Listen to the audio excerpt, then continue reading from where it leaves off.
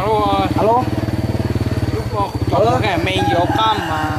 Ở ngoài này thôi mà, tí để ông già tỉnh rượu đã.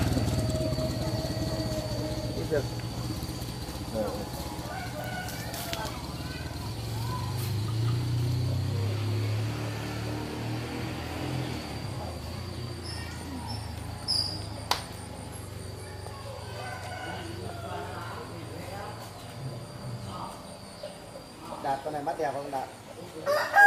Cái này mắt được. Mắt này là mắt ấy đấy, mắt voi đấy. Ừ.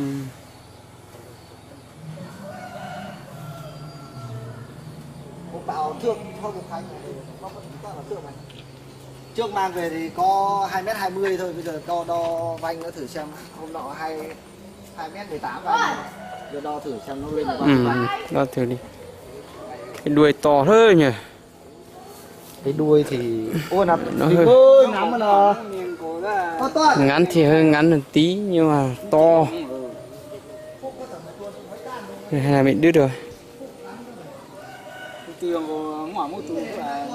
Không phải đâu, nó ngắn rồi. Từ từ plau lú. Từ plau lú thế. Đó từ nó cho plau rồi, chi đặt lờ. Lúc chụp lông một tay.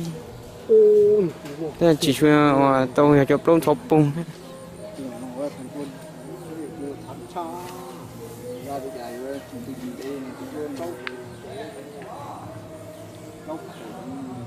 Ai nó tôi plau lú nghe được xin trong.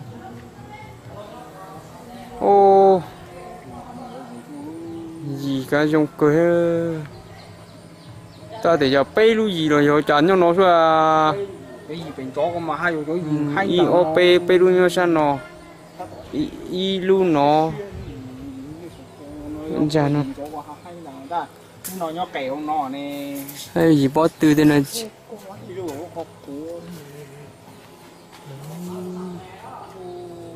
lu gì nó khó khó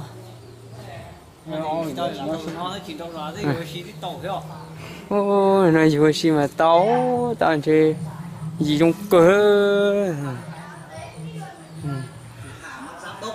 sợ nó bê đu sát to nó mà giờ trâu lú gì nó ít buộc bê chụp chuyện chứ chỉ tao cảm mùi lo cha dùng cái đấy không có thước à hay là cái này chính là thước luôn nó mới ra cần chứ thức này ai có em đâu này này giết hết cỡ này 2 mét bao nhiêu 2m10 kéo hết sức kìa 2m16 2m là 2m18 18 đây cổ hai cổ tụi nó chắc nó cái chỉ đầu đánh mà nó tông luôn chứ nó trôi cho hở nó trong cơ châu mét 2 mấy này to lắm cái này nó lên được 2m25 thoải mái to lên từ lên cho đầu cán được vào cái mũi này trước lên này con bé hôm nọ ấy con bên kia ấy nó phát vào mũi này à nó không phải vả nó về con nào cũng đánh thấp ấy nó dính cái sừng thôi mà không ra bác bên đây thì không ở đâu đấy châu này nếu mà kể cả nhìn thấy châu khác vẫn nhảy lên máng bình thường châu xem trong ảnh không xem được đâu mà nhìn thấy xấu đâu mà nó đang đến cái ham trâu cái này đang thay lông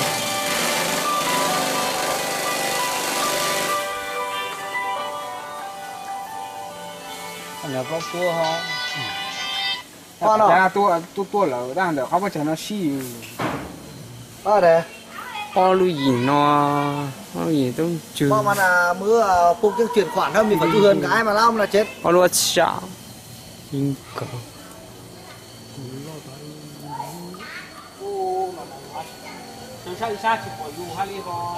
xí xí to mà tao có chữ to hầu ra